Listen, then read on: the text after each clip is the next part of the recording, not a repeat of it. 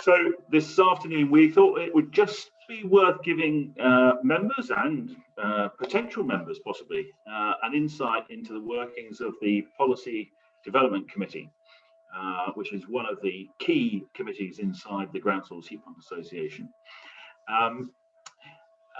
For many people, I think it's probably a bit of a black art, as it were. So we thought it was just useful to be able to lift the lid a bit, give you a feel for the work of the work of the committee, and also provide an opportunity for members to pose some questions. To give you a bit of a feel, the PDC is effectively the lobbying arm of the Ground Source Heat Pump Association, and works not just on behalf of members, of course, because all the outcomes that we achieve are directly beneficial to the whole industry. So it has a pretty broad brief, and is both reactive and proactive. So clearly we react to anything that comes out of government by way of consultations and what have you, but we're also proactive in not only policy terms, but in engagement with other industry related bodies, which I'm sure Chris will be describing as we go through. So Chris, as chair of the Policy Development Committee, is going to sit in the box seat, and I'm just going to poke him with a couple of awkward questions every now and again. So Chris, welcome. Let's start off with a bit of a talk around the structure of the PDC and how that's sort of operated in the past, potential previous attempts to sort of widen the brief, and where we are now and why we think it works as it does. Sure. Okay. So we currently have a team of 4, a core team of 4. We are, of course, open to co-opt any member or indeed non-member of the Ground Source Heat Pump Association to help us out. But the team of 4 is chaired by myself. Now, I very much, and all the team, it's like the TV programs that my wife and daughter like watching. All the team members have their own superpower. So I'll just describe what all our superpowers look like as we go through.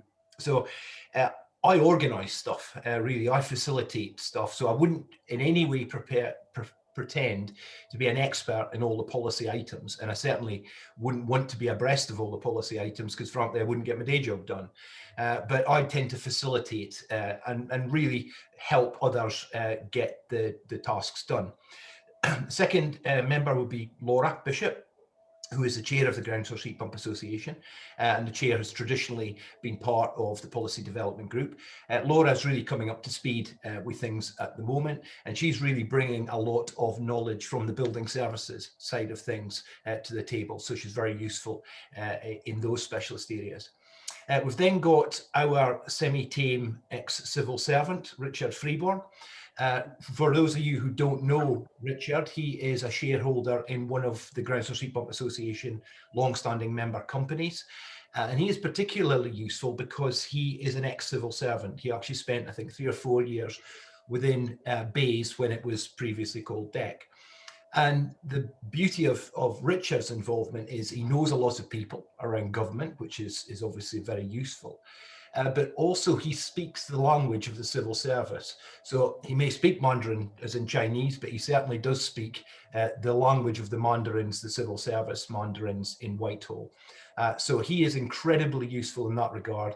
And I have to praise him for the amount of effort he puts into dealing with very, very detailed consultations, which I guess we'll come back to as we go on, Bean. And finally, last but certainly not least, yourself. You've been on the Policy Development Committee since your time in the chair of the Ground Source Heat Pump Association itself. And I think you maintain relationships with the Policy Development Committee because of the relationships that you've developed in that time. So I tend to see your role being as more the face-to-face man of the committee. So I think that's a fair summary, unless I've missed anything, Bean. No, I think that sets the stage pretty nicely. So in terms of our routine dealings, who do we talk to, and indeed what topics do we cover with different entities? Because clearly not all those points of contact are useful for everything that we have to deal with. I would say the majority of the contact we have is with BAYS.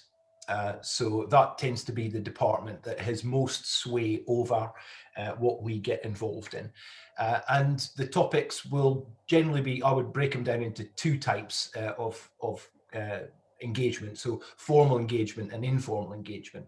So the formal engagements tend to be the consultations, and BAs are incredibly efficient at distributing lots and lots of consultations. Some of which, and I guess we could come back to this later, some of which have more impact on the industry and some which have less impact on the industry. We also face off regularly to Ofgem, particularly against the backdrop of the RHI, which has been in place for some time now.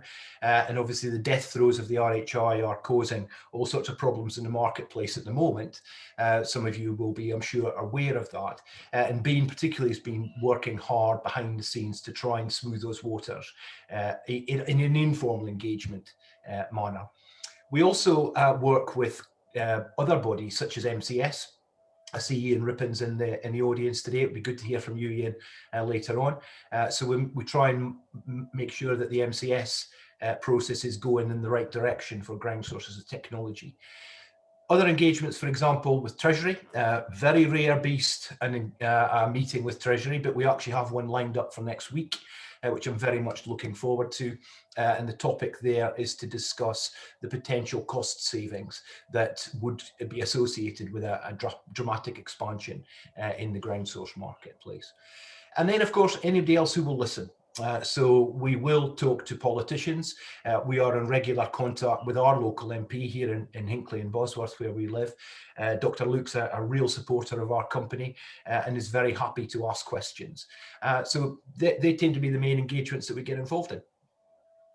Yeah, I'd just add to that actually Laura and I will be talking to Dr. Alan Whitehead this afternoon. Yes, cool.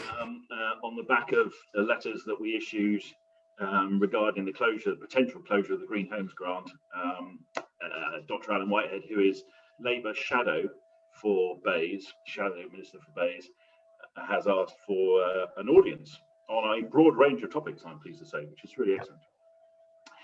So what type of interaction are we talking about here? Is this you mentioned the consultations, and there's a steady raft of those coming out at the moment, and we're expecting a whole load more around the time of the launch of the heat and building strategy.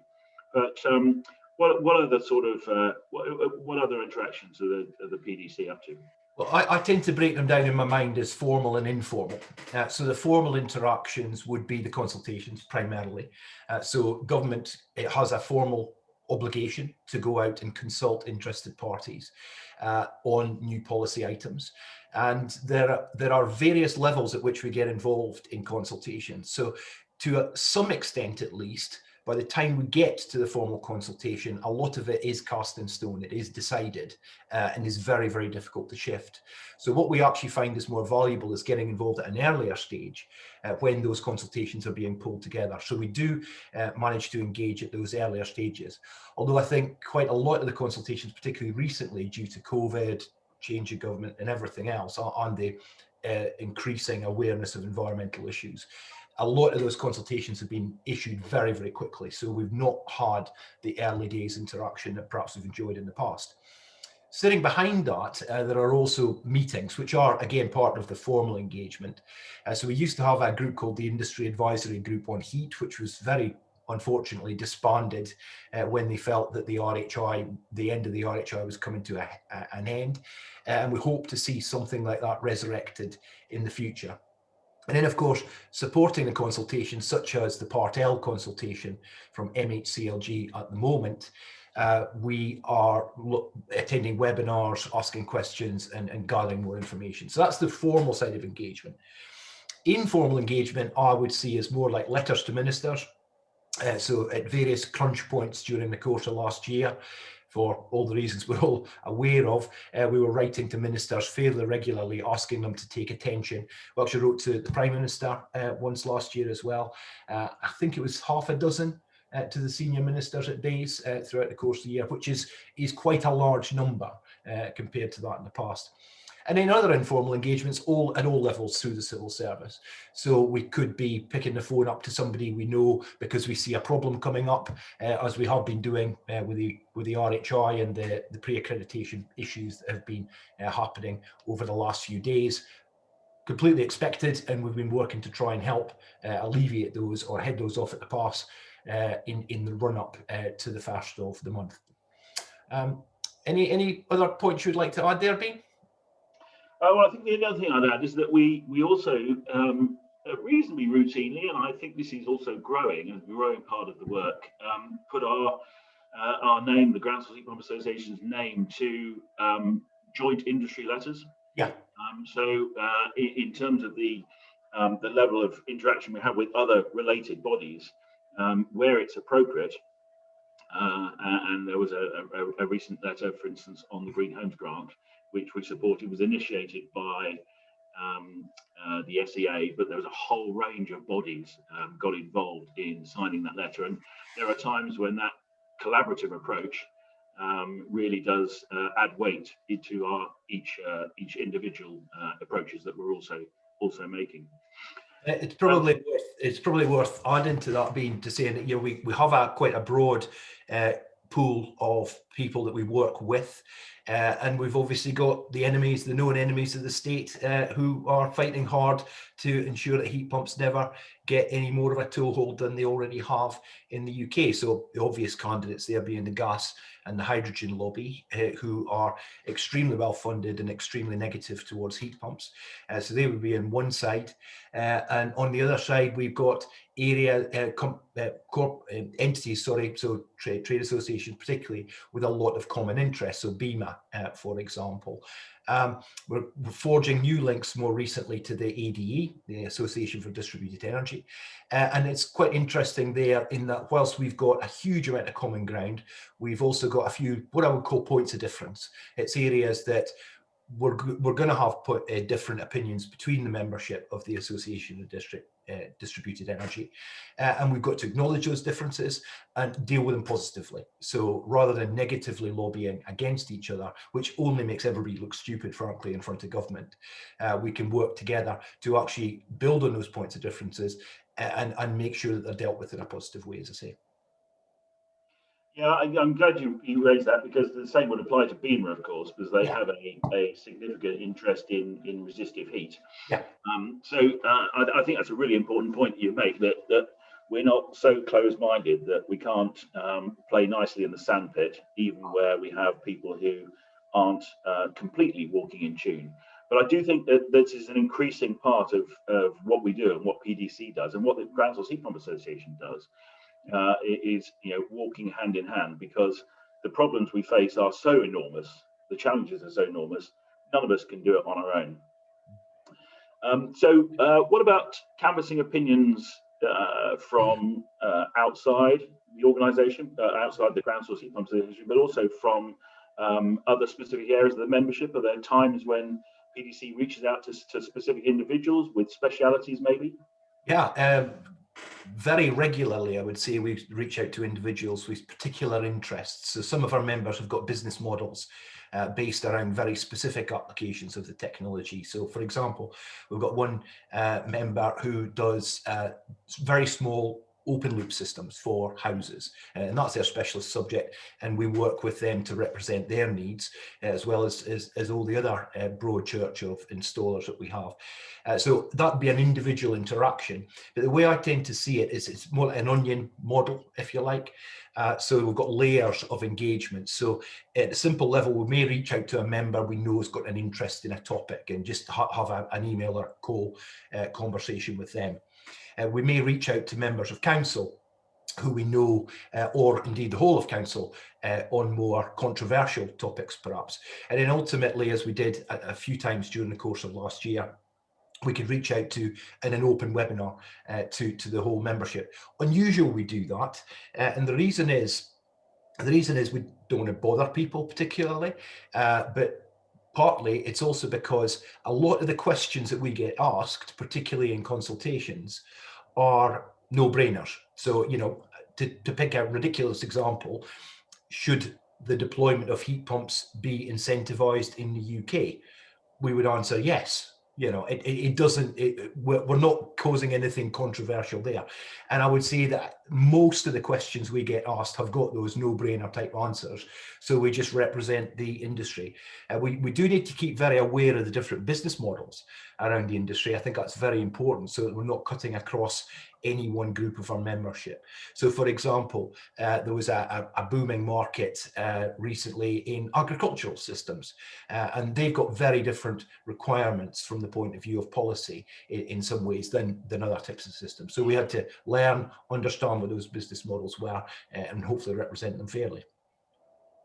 Yeah, that's good. I'm glad you mentioned the smaller domestic open loop systems, because that does give me the chance to probe you about the work with PDC and other specific members are doing with the British Geological Survey and with the Environment Agency, because that's another key part of what we're up to. So give the members a lowdown on that. Yeah, absolutely. So we have regular meetings quarterly, sometimes more often when needed, with the British Geological Survey and with the Environment Agency. Topics on the table there tend to be with the British Geological Survey. One topic that we're working on at the moment is, can we create a layer on their online geological tools for closed ground loop installations? And the idea there is, if my neighbour comes along in a few years' time and decides to put a borehole in their front garden, it's close enough to my borehole that it's going to have an interaction. So if there's no knowledge of those being installed, then it's important. And I'm already designing systems where phase 1 of a housing development is one side of the road, phase 2 is coming along the other side of the road, and they will need to be designed in concert with each other, or else they're going to detrimentally affect each other. So we're trying to get a mechanism in place by which our members can very, very easily upload that information to the British Geological Survey website. And I emphasize that it needs to be very easy, because we don't want to put any administrative burdens on our membership. So that's one example what we're doing with the BGS.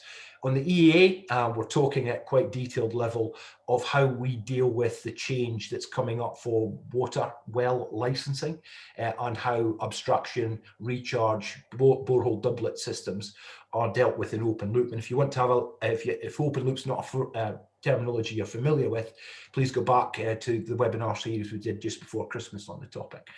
Lots of challenges there with the licensing. It's a bit of a square peg round hole, as was described in the licensing session on the open loop group of webinars. And it means that there's a different process for abstraction licenses and recharge permits. So dealing with them and trying to get those process problems dealt with, because we're all expecting a huge boom in the ground source market, and frankly the Environment Agency needed a huge boom in workload like a hole in the head. So we need to work with them to try and improve that. Excellent. And I think it's a point worth making that you're right about the administrative burden of registering closed loop systems, but it is really, really important to get across to members that whilst the density of deployment is modest, of course it's rarely an issue, although we have seen 1 or 2 instances already of interaction between borehole arrays that weren't known. But as the industry drives forwards, and clearly that's what we're all aiming to do, this will become increasingly important, and it's vital that members buy into this, because it's as much in their interests as it is anybody else's. You know, members will want to know if there is a borehole array over the fence when they arrive at a new site. So really, really important piece of the work, and at the appropriate time, I think we'll be putting together something that explains and sets out to the membership exactly why this is being done, what the implications of not doing it are, and how we sought to make the process really easy and straightforward. So excellent, thank you. Yeah, that's just one instance for the BGS and the EA each of the interactions we have with them and the initiatives we've got going on. Both the organisations, we regularly have 2-hour meetings and run out of time at the end. So it is a very detailed interaction with both. Indeed, and we've probably got members that watch The West Wing. I must be honest, I've never seen it myself. But tell me, is it really like that, dealing with government? I'm often asked what it's like dealing with government, and the West Wing is brought up as an example of what it's like being in political circles. And what I generally answer is it's actually much more like yes, Minister. I'm showing my age. Yes, Prime Minister. It really is if it wasn't so serious, it would be funny. And we often do laugh about what goes on. It is slightly comedic and slightly slapstick about how it operates. And that's government. It just is. It is an odd beast. I already mentioned the specific language that they have. So there is a subtlety to, for example, somebody in a ministerial position, or sorry, somebody in a civil service position, mentioning that the minister has had sight of something. Now that means something very subtle in the civil service, which means they've seen it, they might not necessarily agree with it, and all this language is built up. So yeah, it is a slightly comedic process at times, and borders sometimes on the farcical even. Yeah, funny enough, I was prompted by something somebody else said last week to watch the first episode of Yes, Minister, only a couple of nights ago, and it really did. You're right. It is very much like that, and not a lot has changed. I must tell you, in the years that series ran, not a lot has. I mean, the series was brilliantly observed. Whoever was involved in that clearly knew an awful lot about the civil service and the operation of government, and found it is funny. I mean, it's a fantastic series to watch. It is. You mentioned a bit earlier. You touched on something a bit earlier, which I was going to come to, and perhaps I think we should expand on a bit. Is the question of hydrogen, yeah, and the hydrogen lobby particularly.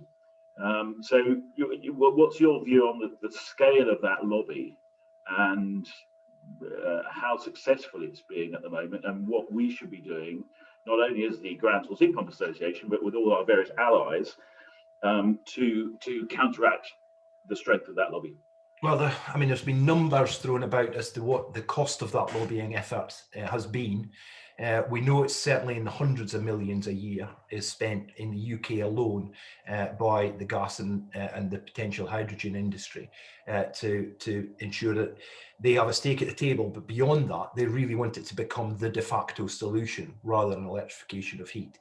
And they take some very aggressive lobbying stances as a result. So I had a conversation with one of the characters at the in one of the, I won't mention it by name actually, but I had a conversation with one of the characters in one of the quasi-government departments, Quangos they used to be called, I guess, quasi-government departments, and he quite bluntly said to me just over a year ago, hydrogen's winning, you know, you need you up your game, and I think that we've seen that.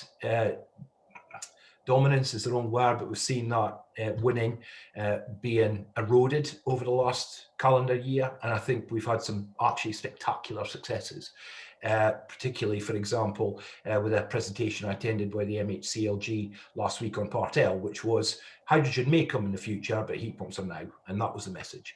And so we are making some good progress in fighting what is an extremely aggressive, extremely negative at times, which is not generally the done thing, extremely negative lobby and extremely well funded. Yeah, I think that's right, and that effort and that funding, of course, extends not just in Westminster, but corridors of power in Europe and elsewhere in the world. I mean, they really are spending an enormous amount of money. Somebody said to me last week they thought there were about 120 active lobbyists working for hydrogen in London at the moment. Yeah. Which is a huge number, of course. It absolutely is. And you've got to bear in mind that the lobby is not just funded by the obvious players, by the oil and gas companies, it's also funded by the boiler manufacturers, many of whom have, you know, a dual role in this, because some of them produce heat pumps as well as boilers, and it is a very, very complex lobbying environment, that one. But I'm pleased to say I think we are gaining significant ground and are perhaps back in the lead again. Yeah, I think the technical arguments are being well argued out across the pages of LinkedIn and other places. So I would agree with you. I think that operationally, I think the civil service are broadly of the view that it's electrification for domestic heat as a minimum. And in terms of the political headroom and the political sort of headway that we're making, particularly thinking about the Prime Minister and Rishi's visit to Octopus and electrification comments that came out of that, Boris's statement the following day about ground source in his speech to the Tory party conference, and then the 10-point plan. Do we feel that there's political goodwill that we have not enjoyed hitherto? Oh, definitely. I think I've said this in previous webinars, being that the world is a completely different place to what it was 2 years ago. And it's not just COVID, but COVID has had an impact on how people, I think, see the world.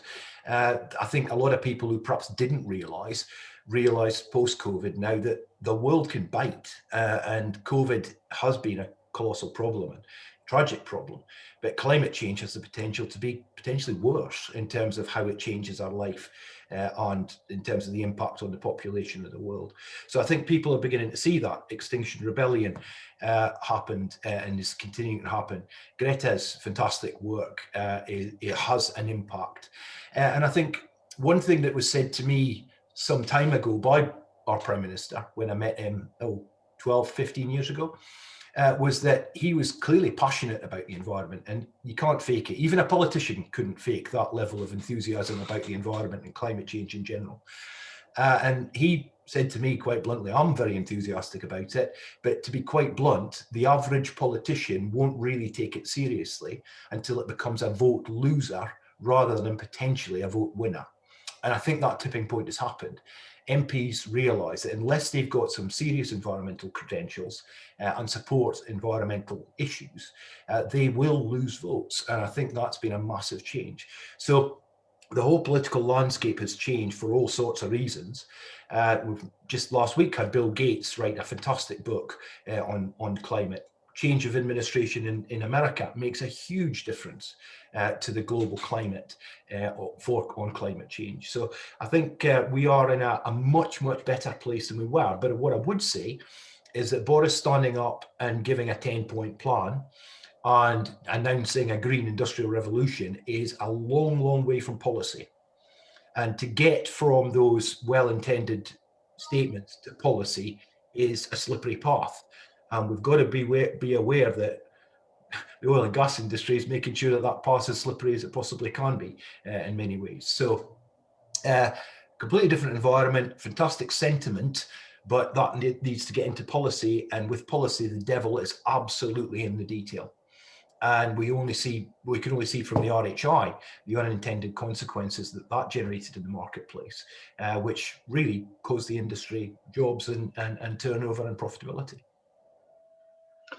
Yes, you're absolutely right, and I would entirely agree with you that whilst we have what appears to be pretty good political capital at the moment, it is an enormous step to turn that into medium to long-term policy that is conducive to the electrification of heat, and that's what we really need. We want long-term policy. Let's face it, the technology that we work with, it can take several years to go from concept on the drawing board to the delivery of a ground source or water source heat pump system, and that needs to be recognized. And I think, again, operational layers at BEIS do recognize these things, but I'm not sure that messaging has really reached the depths and the heart of the Treasury and number 10 policy units, and that's the sort of work that we still need to have to do.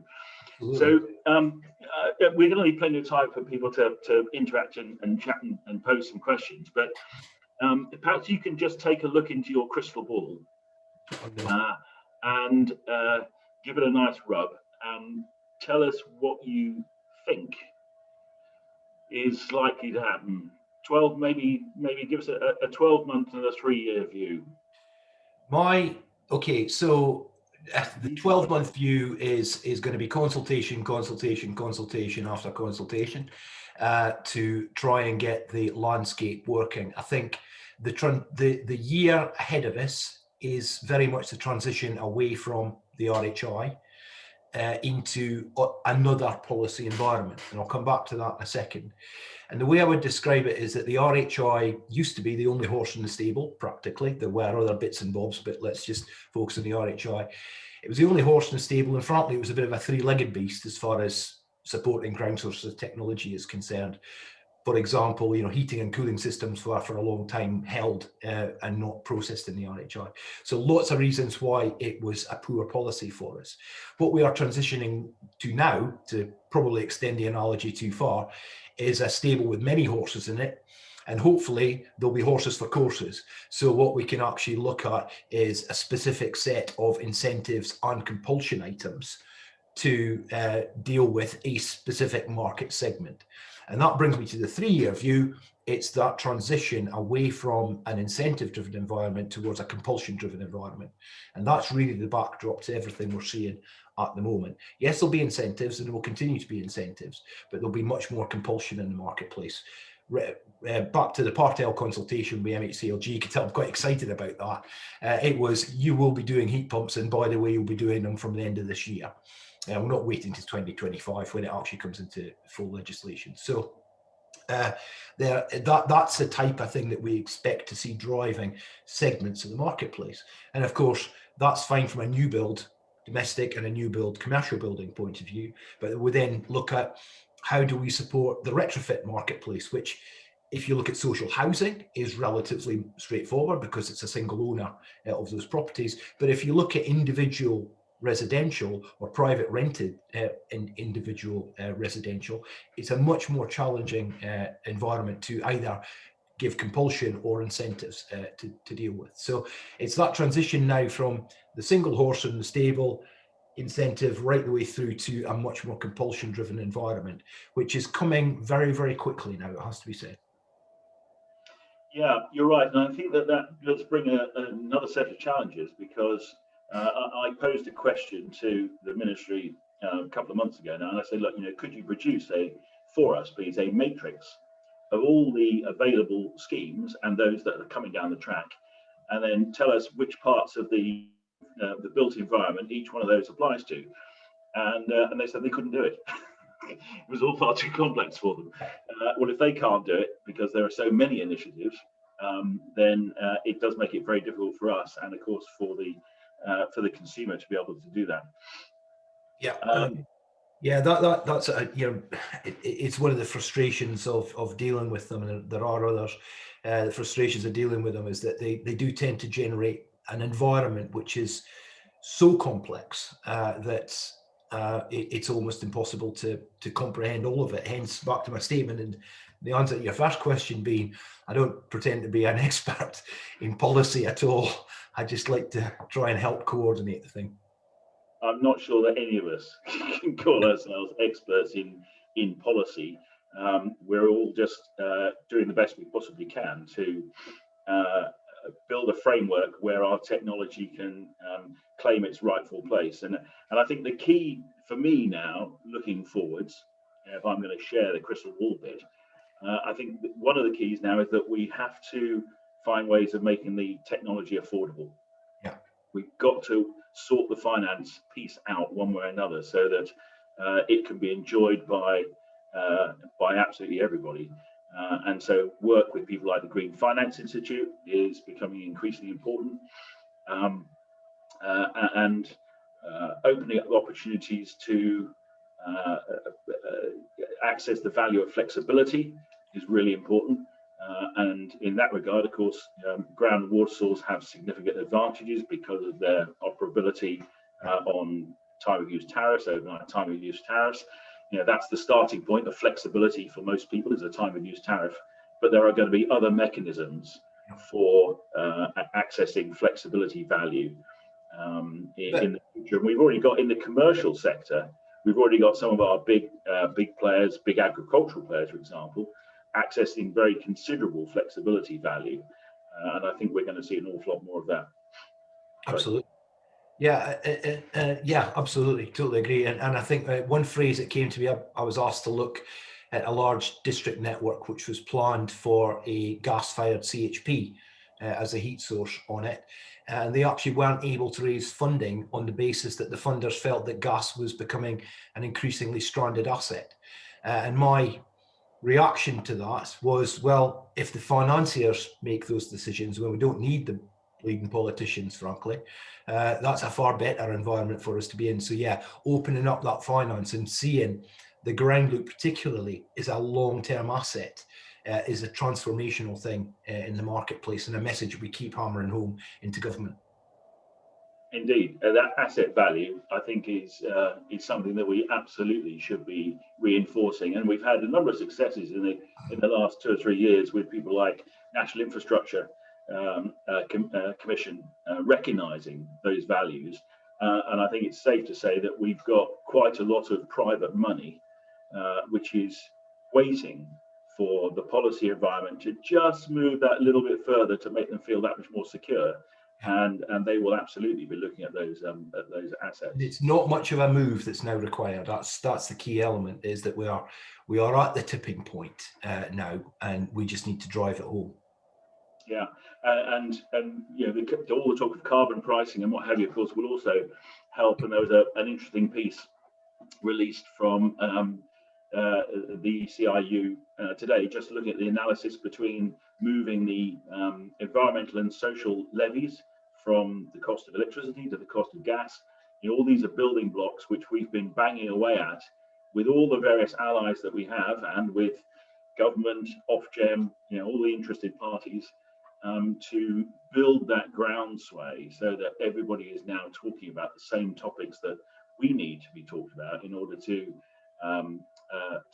press ahead with our technologies.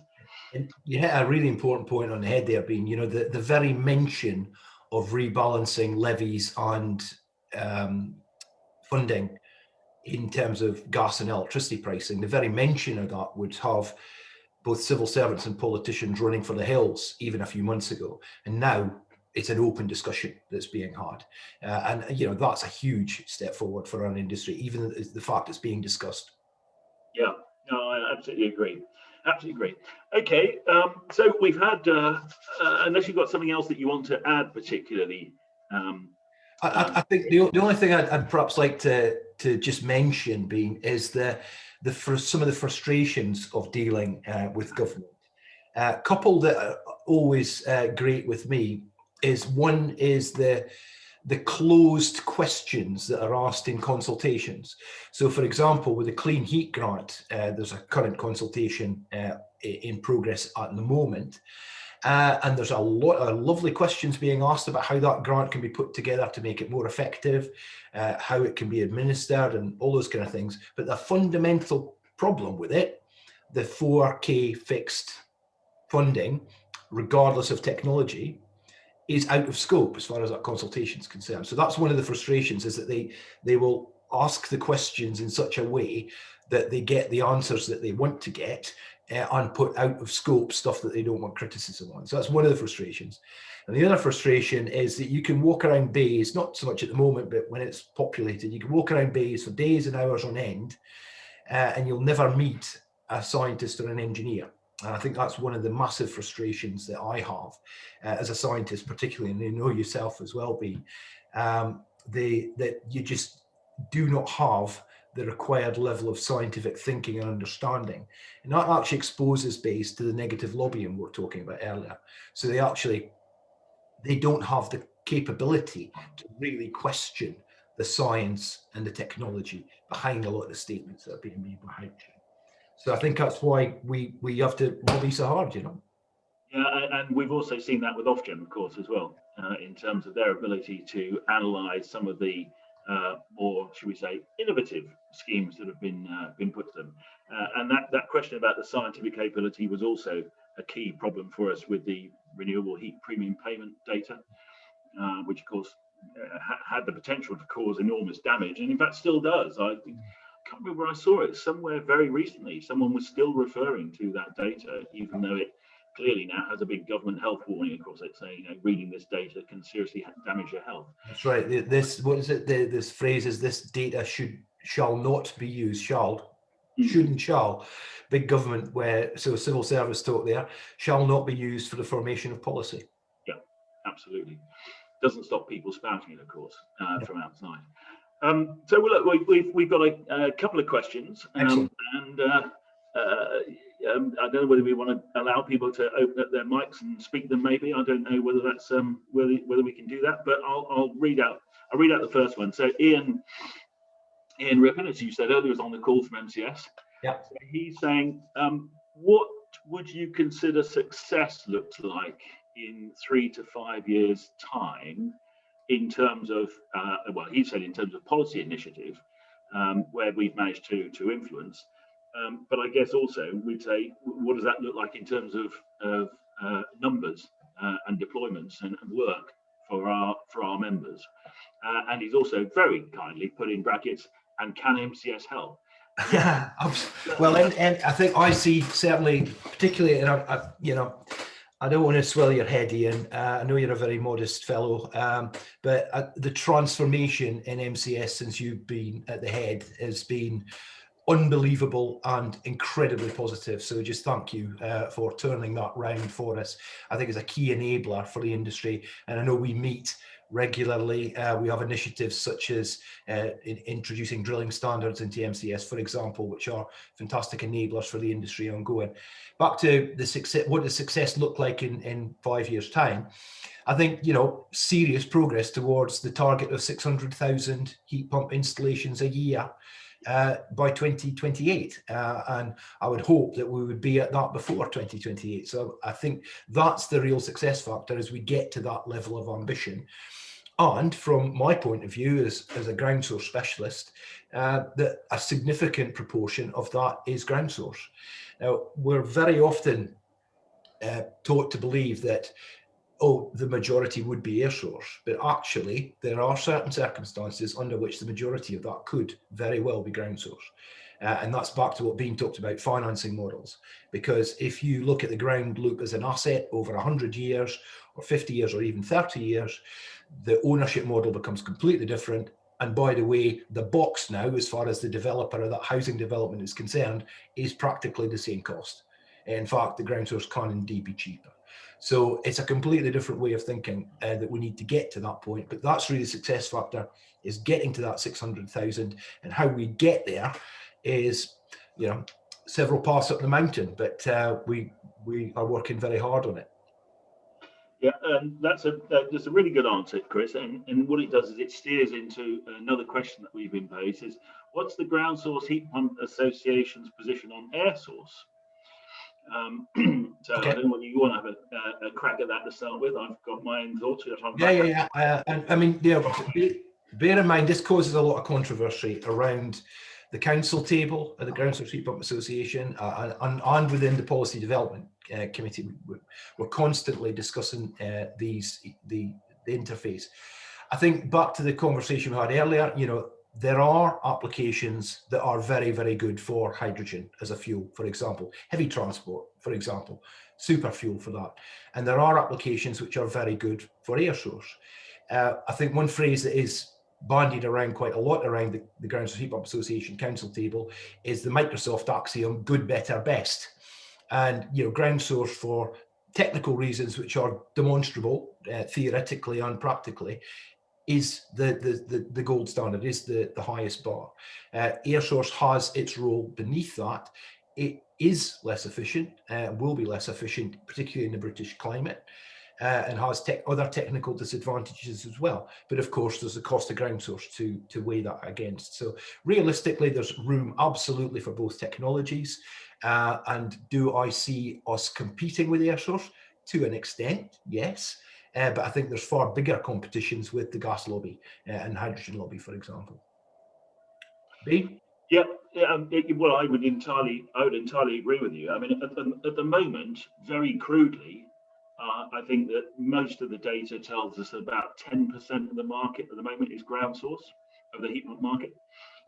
I have always been of the view that as adoption of electrification becomes increasingly mainstream, there is a real opportunity to grow that share of that proportion for ground and water source, and actually to grow it quite considerably. Yeah. Apart from anything else, we've also got an expectation from government that quite a lot of the new low carbon technologies will be delivered by heat networks. And increasingly, of course, we're now driving those heat networks with heat pumps. And the type of heat pump that's most conducive for a heat network is clearly ground and water source. So I think that there's a number of factors that mean that the proportionality between ground and water source and air source is going to change in favour of, as you say, gold standard. But I'm also of the view, I'm afraid, that it is going to be impossible to get the maximum electrification conducive policy out of government if we try and argue for single versions of the technology. Absolutely. So to that extent, we're arguing for electrification, and we are absolutely going to make the case that if you want, as Chris rightly says, gold standard in the UK climate, it's ground and water source, and particularly for these much bigger heat network schemes. Right, we've got another question here from Clive Archer. He says, actually, this might be a question for Ian. I noticed, Steve, you'd unmuted Ian at one point. You might need to unmute him again. So the question that Clive has posted, it says, when will we learn on how MCS and the required installer accreditations for heat pump installers are to be changed, split between design and install? Ian, would you like to? I'm so pleased to hear Ian. Would you like to take over the world at this point and answer that question? Yeah, I was hoping for a comfortable lunchtime, but there you go. So we've been out to consultation to split the MS 3005 into install and design. That work has been done. It's gone through the working group and is now very close to publication.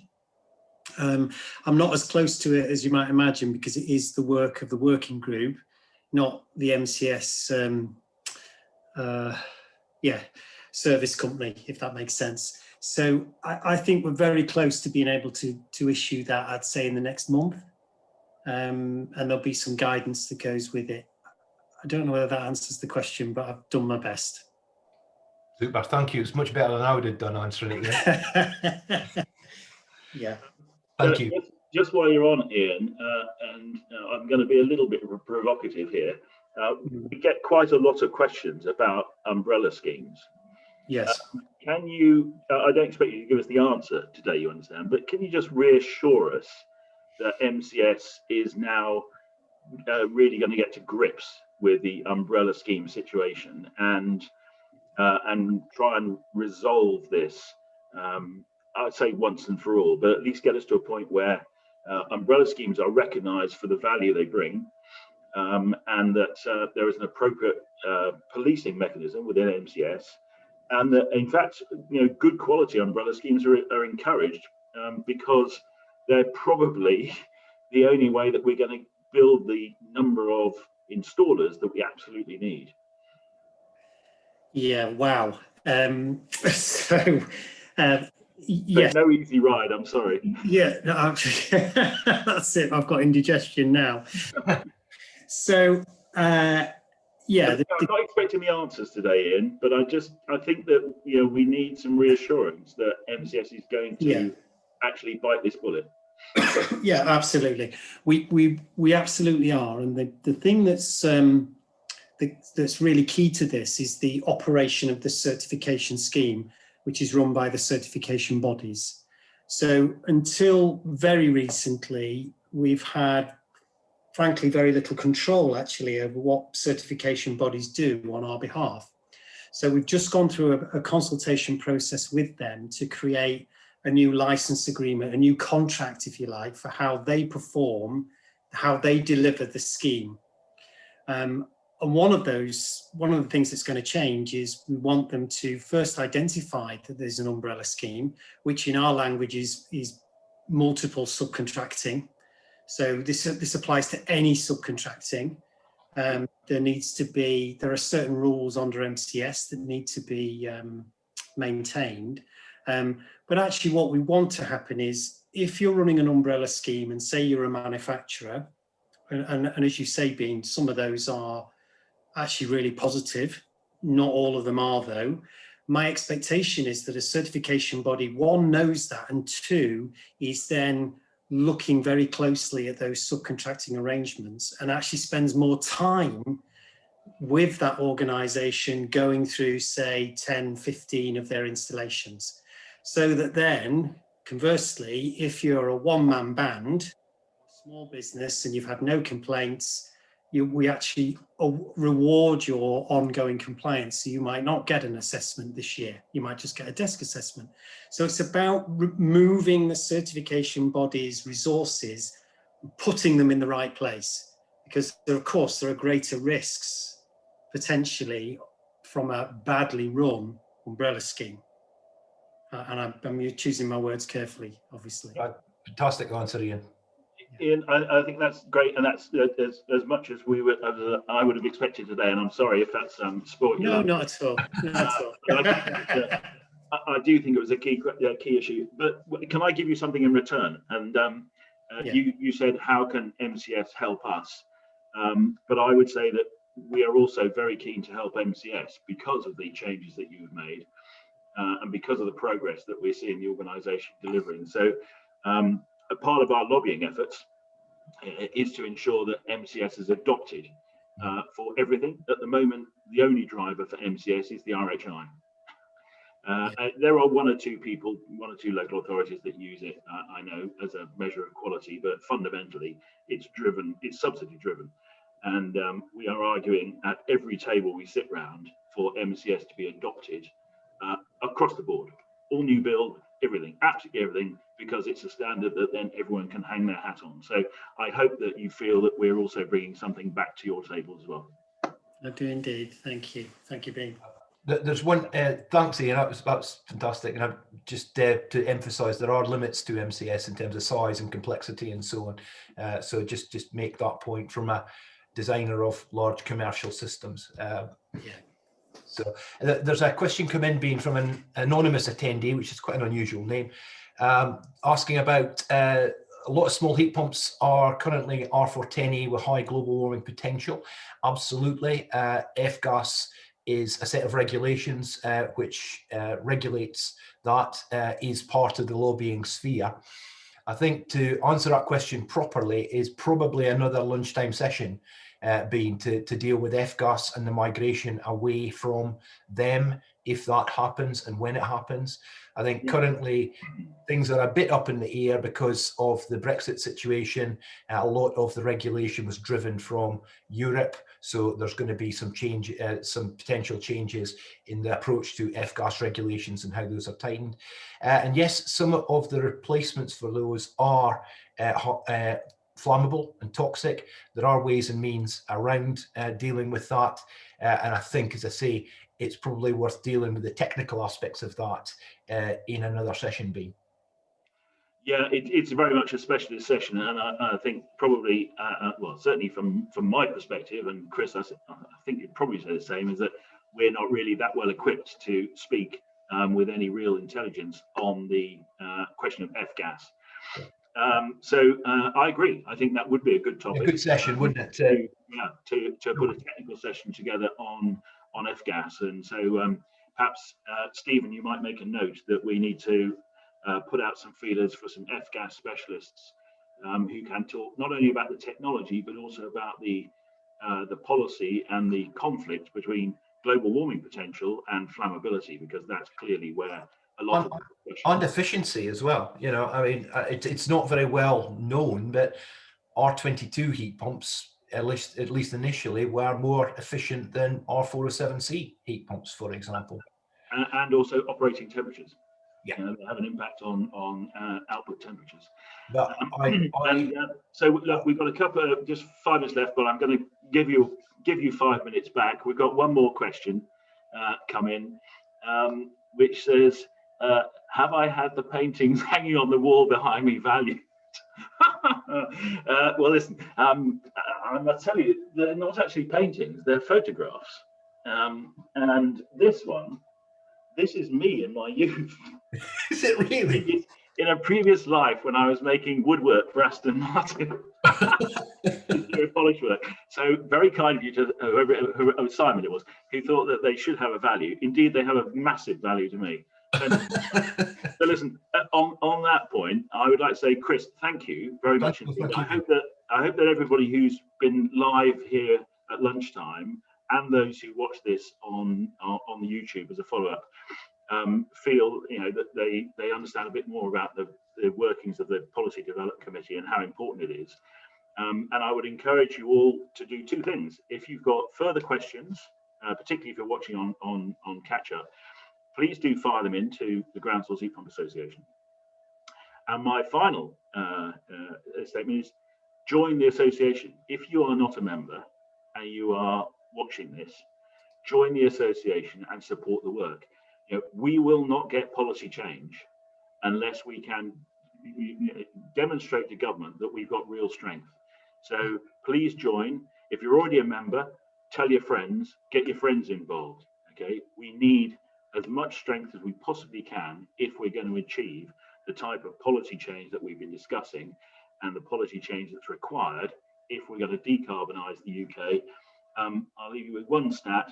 I think there's something in the region of 15 million minutes between now and 2050, and we've got to do 30 million properties. So we cannot afford to sit around for 10 years in the hope that hydrogen is going to arrive, because the scale of the challenge would just be terrifying.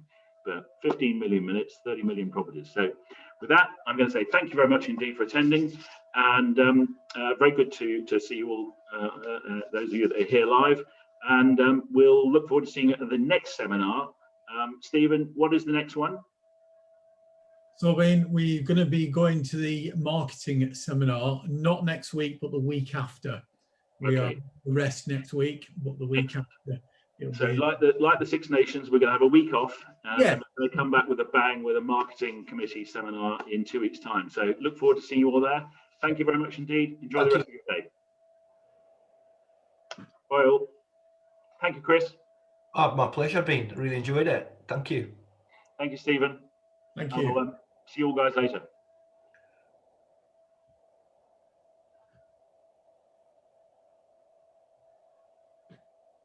Thank you, Andy.